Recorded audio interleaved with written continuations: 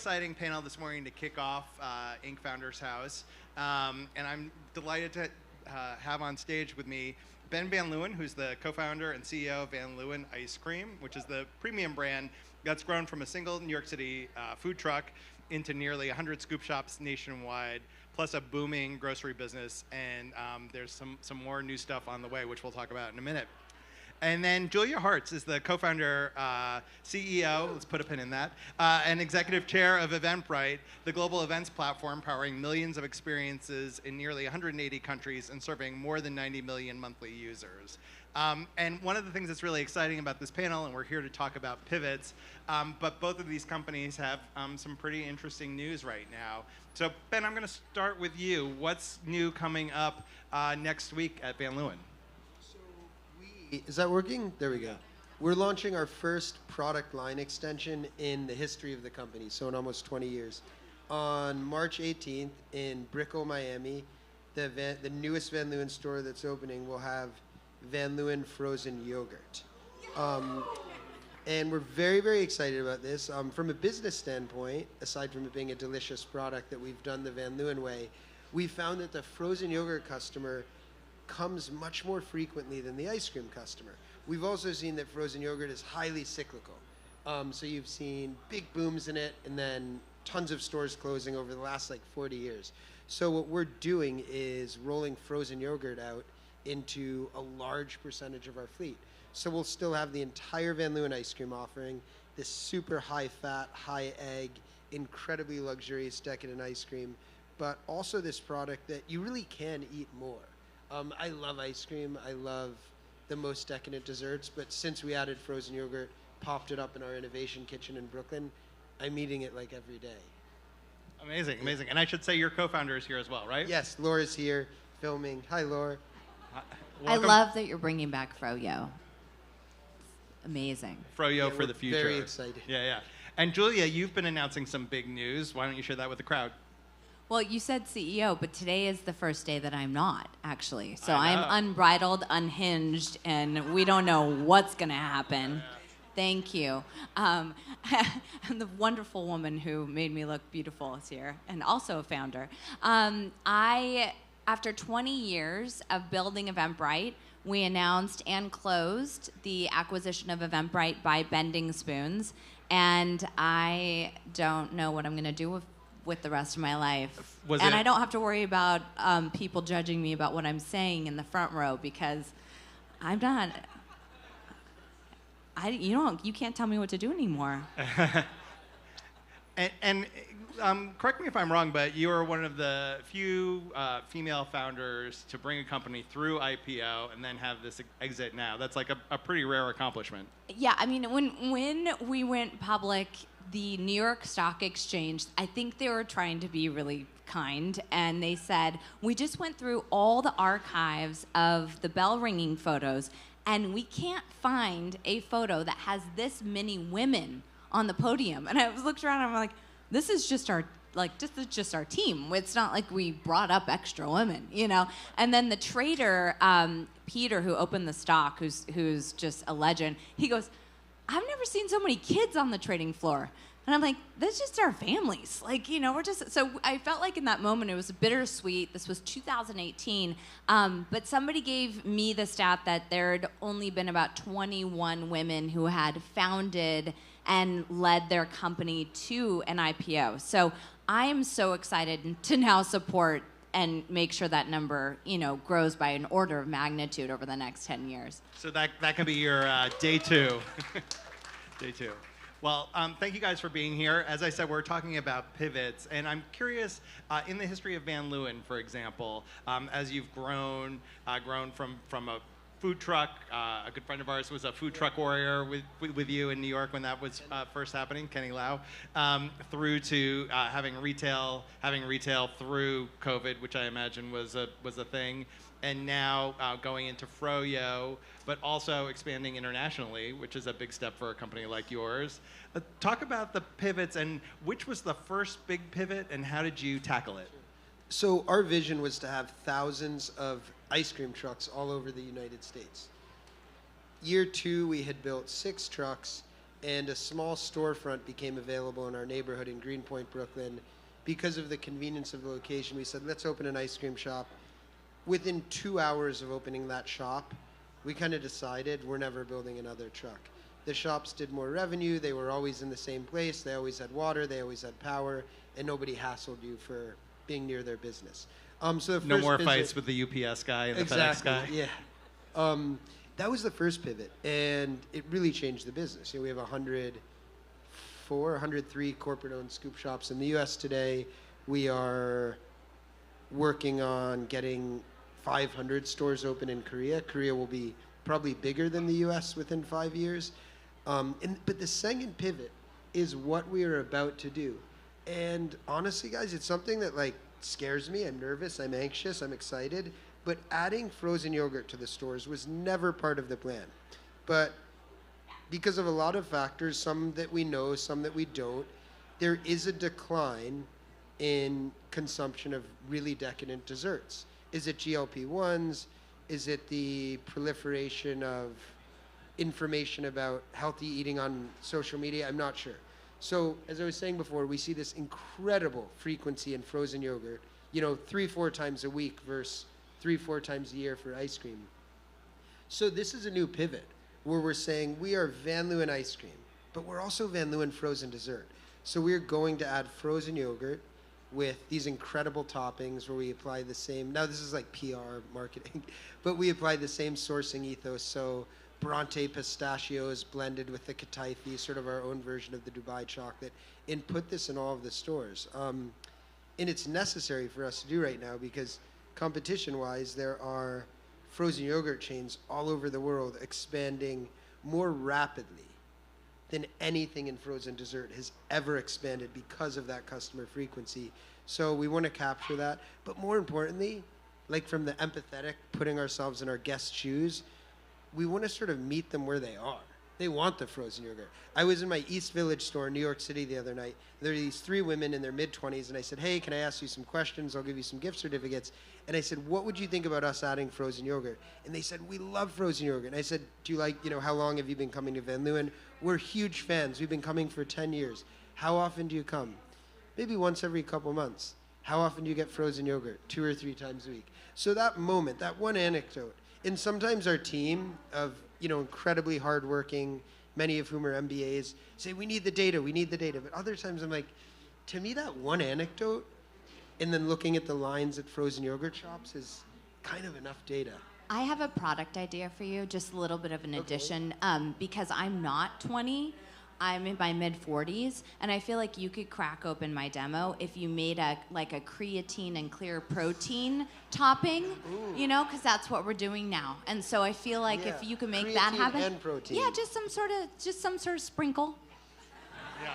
Did just R&D our first 21 grams protein per serving. I'm loving 6 grams of sugar, but no fake sugar, no monk fruit ice cream. We don't know if we're going to sell it, though. I'm showing up for that. Yeah, it's good. Yeah.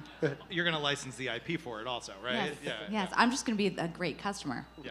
So Julia, talk about Eventbrite. And when you build a digital platform like that, which grows and has network effects, I imagine there are all kinds of ways in which user behavior begins to shift your perception of the business and where the opportunity is. So how did Eventbrite sort of evolve over time, and what were some of the big pivots that you recall as being really dramatic or interesting?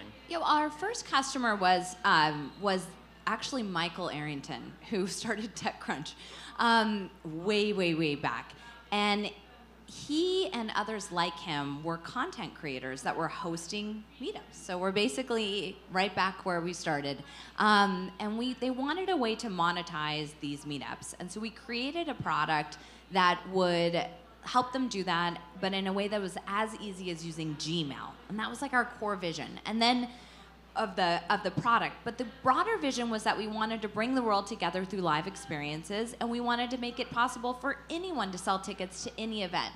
And it's an interesting time, and I can speak so freely about this, that, we just had the Live Nation settlement number 10 with the Department of Justice around ticketing and the access to events. And we were really early in thinking about how could you break down those barriers to actually make it possible for anyone to go to any kind of event that they love to attend, but also to help people be successful in monetizing their passion, their skill on the creator side. And so when we built for that initial customer, it was basically the best customer to choose because I'm trying to think of the analog for you. It would maybe be building for me because I know exactly what I want and I have a lot of product requests. But it was amazing for us because we could be in this sort of iterative, virtuous cycle with people who are not only using the product but also criticizing the product to us privately and publicly and then building strength from there. And so we just went like right in through that door. The way that we knew that we had something was when we actually started to track events that were not related to Tech Meetup. We had this like really kind of rudimentary map that would show us where tickets were being sold to what kind of events and where in the world. And it was New York speed dating events, the like 7th coming of speed dating. This was 3 cycles ago, where I knew we had something that people would use because it was a totally different audience. We can make lots of jokes about how those two have converged, but it was a completely different audience back then. And that's when we kind of knew that we had a product that people would use across multiple genres of events and all over.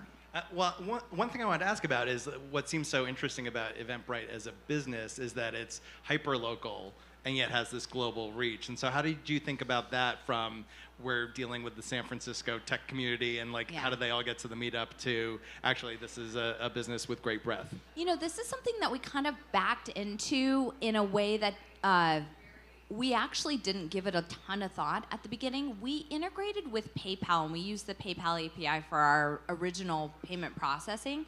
And by virtue of doing that, we were available everywhere.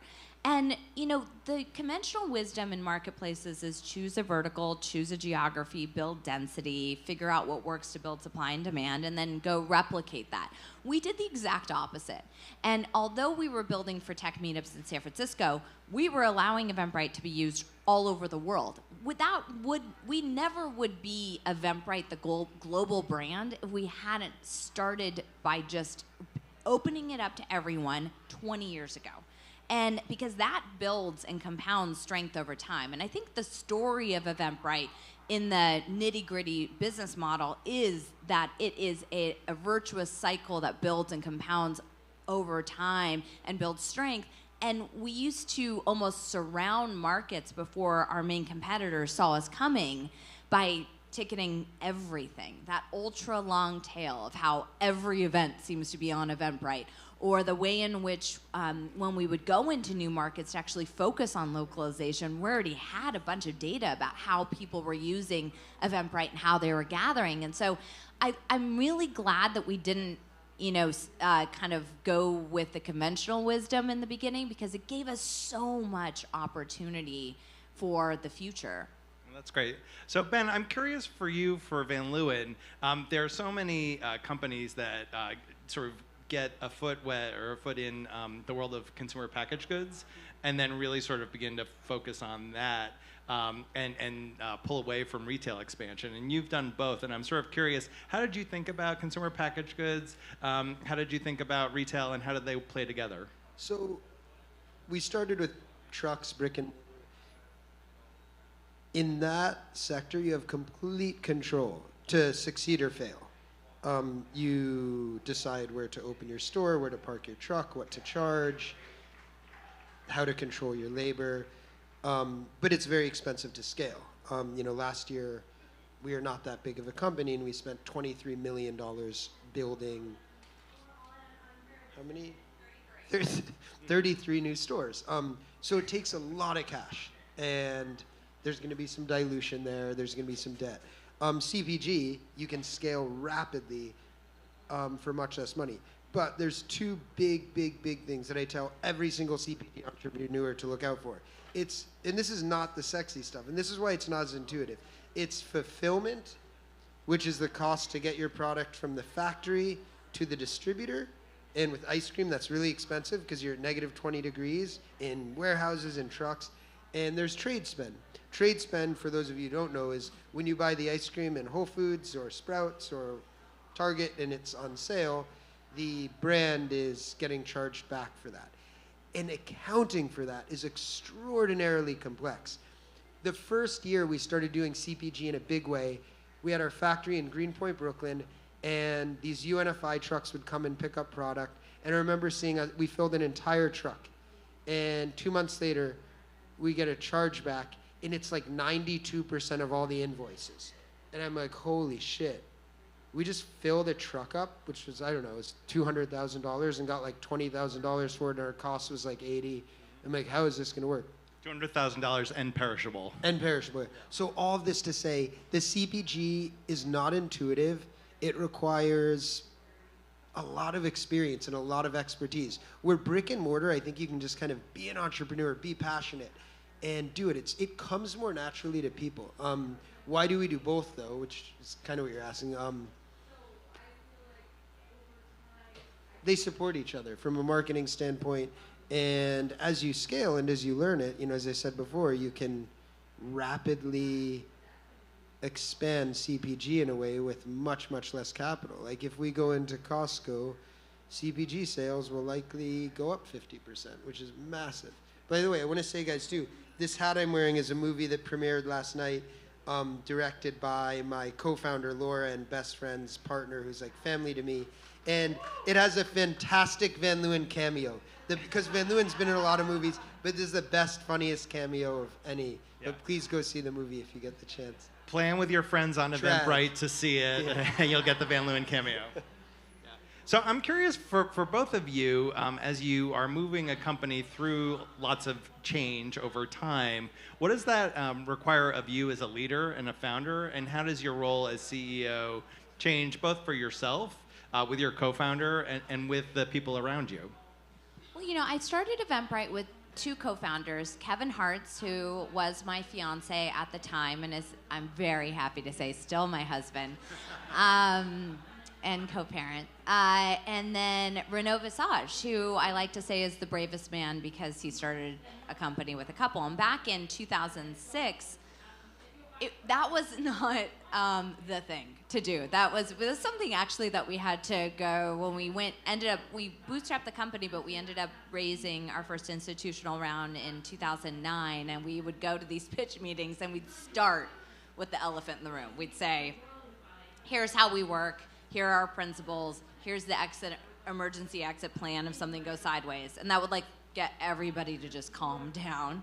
That was actually Kevin's idea, but when I share that because when we were starting, it was just so much of showing up and being transparently who we are, learning, growing, and I had this incredible opportunity to learn from Kevin, who had started two companies before Eventbrite, and also to learn from Renaud, and we just, I think, really leaned into the beginner's mindset, and I hate to make it sound so, it wasn't glamorous, it was quite quaint, but it was a different time. It was a simpler time where you could try and fail and keep going and figure it out. And I just remember the first day that we started working together on Eventbrite, we literally pushed sawhorses and plywood into a windowless phone closet in a warehouse where we'd gotten free space. And I remember opening my laptop and being like, okay, what do we do now? And I Googled, how do I create a paid search advertising campaign, on Google. It was just so rudimentary, and that I crave to go back to. So that's my immediate plan, is to reset to one and go back to a time and a place, obviously very different place and very different time, where I'm just learning. Because I think that type, getting out of your head of I need to act like I know everything and I need to act like I've somehow had experience, it's such a waste of time, because everybody's always doing something for the first time and everybody's always figuring it out as they go. And so fast forward 14 years to a time and place where our business was gone in 14 days after COVID hit. Literally gone. We were processing more refunds than revenue. All of our Tableau dashboards broke because the revenue line went below zero. I remember thinking, I gathered our team for our first virtual meeting, which was super awkward. People's babies and dogs and everything were in the background. It was like beautiful chaos. And I asked one question, which was, given what you know about this business, what would you do if we could do it all over again? And nobody was expecting that, so they were a little bit, I mean, they thought I was telling them that we were selling or that we were, having to fire ourselves. Nobody was really expecting that question, and so their shoulders dropped, and we started sketching out a business plan, and it ended up being one page, and there was we had a big boat metaphor analogy. It was lots of boats, and we basically wrote down a business plan, and I just said at the end, okay, let's go do that. Because we in essence don't exist right now. Yes, we have money in the bank, but we had a double outstanding payables to our creators for events that weren't gonna happen than what we had in the bank. So if those had round tripped and had gotten charged back, we were insolvent anyways. And that moment was so empowering because after 14 years, you think you know your business and you know your customer and you've got all these decisions you made that you wish you hadn't made or barnacles. We got to just completely rethink it and then go rebuild from there. And we were very successful in that because I think we took that beginner's mindset. So I think I kind of continue to come back to that as being the golden rule. Ben, what about you? How has your role and you and Laura's role changed as you've evolved the company? I mean, I loved your response, Julia. Mine's going to be more negative just because of the headspace I'm in now. I'm on day one, man, so don't bum me out. But that was exciting. Yeah. So, something you said resonated with me that I think unarguably, it is more fun when you're small. We're in a place right now, 8 years ago we had 2 corporate employees. We had probably 100 people working in the shops. Today we have 80 corporate employees. By summer it'll be 2,000 folks working in the ice cream shops. And that is fun and exciting. I really mean this in a sort of egotistical way for me. It feels great, right? I get a lot of attention. But I think the problems that come up, particularly when you're this size, are just less fun and interesting than the problems that came up when we had 50 employees. It's a lot of legal stuff. It's a lot of HR stuff. And at this size right now, and maybe even if we were a $2 billion company, it would be the same. But it's almost more challenging because you don't have a massive corporate team. We don't have in-house general counsel. So that's more challenging. It is more exciting. I was in Korea a month and a half ago and, doing press interviews about opening 500 stores in Korea with one of the biggest retail operators there. But the sort of day-to-day for me is not as fun. It's hard, it's challenging. And then what I find most challenging, but exciting, and here's the positive spin. We have the scale, we have the resources to make much bigger impacts, right? On people's life in a way of serving you guys not only delicious ice cream, but delicious frozen yogurt in 15 states and 25 cities and 110 stores by the end of the year. This sort of flip side to that is with scale, making change and doing things is harder just because, as the founder and CEO and an entrepreneur, I want to move super fast. Mark Cuban said something yesterday about the impatience. I'm really impatient. So there's a lot of friction with me and our, amazing team of operators and department heads. But I'm always go as fast as possible. So for me, the challenge is deciding, are they right? Am I right? Probably nobody's right. But you always have to kind of find that balance. And, sometimes I defer to them, sometimes they defer to me. It's, of course, my choice, but I need everyone to be on board. We need everyone to be on board if we're going to roll out a new initiative. But certainly more fun in the early days. I just have to interrupt one more time. Along with my product advice, I have hiring advice, which is that you're sitting 5 feet away from the world's best general counsel and most fun general counsel you'll ever meet in your life. We're doing speed dating and again. The world's best brand and communications experts. So these two, are a bit, sometimes a practical, but on the legal side, you've never seen such fun legal handling. Let's talk. All right. Well, I'm curious. That was amazing. I'm curious, though, let's talk about change management, though, because pivoting is another way of saying change management. And change management is a thing I think the world lifts up and sort of says like being able to like address change and move with change is good and affect change. At the same time, change management can be tough on your team and tough on you personally. I think entrepreneurs always assume that a constantly changing organization is going to be fun and dynamic, but it sounds like what you're saying is sometimes it isn't. I'm sort of curious, how do you think about the energy of change being positive versus it being kind of a drag or a tax that the company has to pay? I mean, my thing is just do it. So we redesigned our packaging 8 years ago, and Natasha Jen at Pentagram, we were like, it's so different. What are people going to think? She's like, and I know this isn't change management. She's like, in 2 months, nobody's even going to remember the old packaging. I always tell the team the same thing. I'm like, yes, guys, we're doing this. Yes, we're putting cookie ovens in every store, and everyone's freaking out. And a month after it's done, no one's ever going to remember not having them. So that's what I always push for. And that's like life. That's the world. You know, we got to change. We got to do things differently. And some of them are going to work. Some of them aren't. You know, try 100 things. 2 of them are big hits. And then you're like, we're geniuses. We got so lucky. No, you just like worked really hard and tried a lot of stuff. So that's how I approach it. I think I could be a more effective leader at like getting the team to buy into that. You know, sometimes it's just like, do it, guys. I don't care that you disagree, and we're doing it. And then again, 3 months later, nobody remembers. What do you think, Julia? I think that there's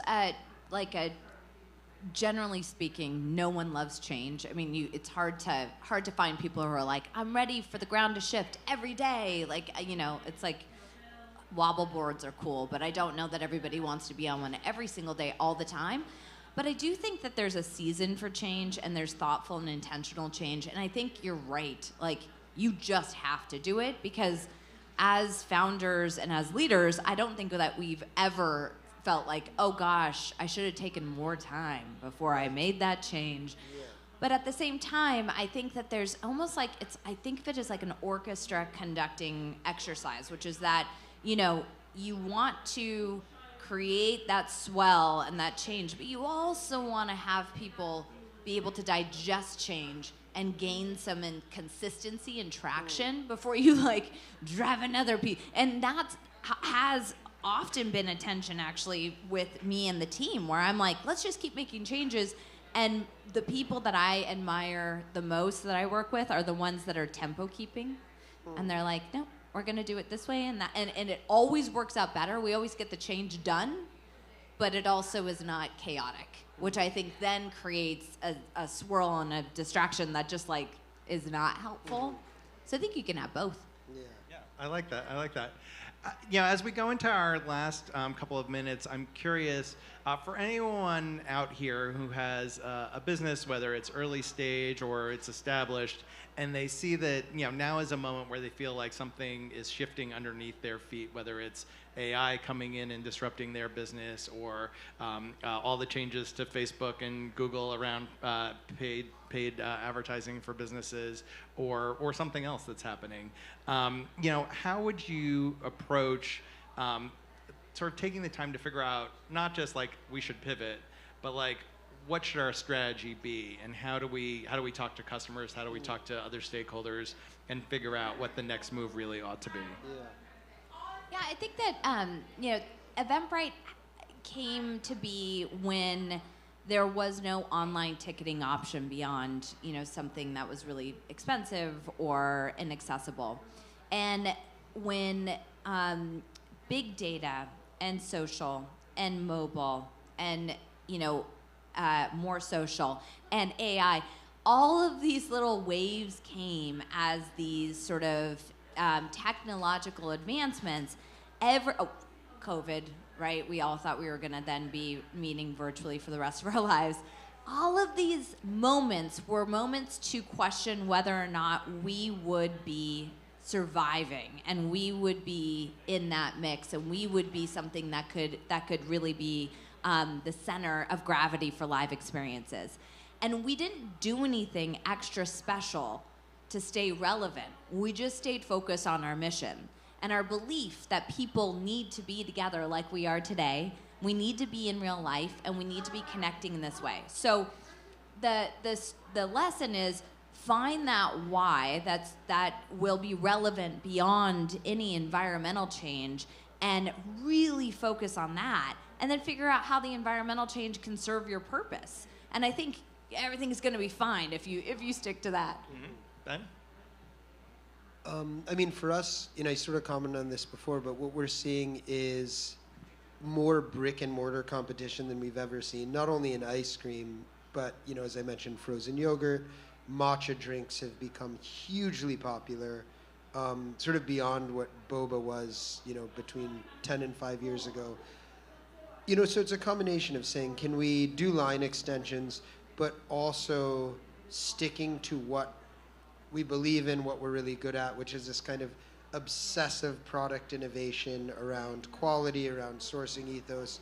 So balancing that to sort of stay true to who we are from a product standpoint, but also not to be too dogmatic and being like, all we do is serve high-fat, luxury, hard-scooped ice cream. So being a little bit looser there. And then, on the innovation standpoint, I've been thinking about this concept for the last 2 years of experiment endlessly, fail quickly, move on. And I want to put that into practice more, which is why I'm saying it now, and I hope this manifests it. But just try a lot of things. Right. Well, Julia Hartz, the co-founder, as of today, former CEO of Eventbrite, and Ben Van Leeuwen, the co-founder and CEO of Van Leeuwen Ice Cream. Thanks so much for being here today at Inc. Founders House. Thank you. Thanks.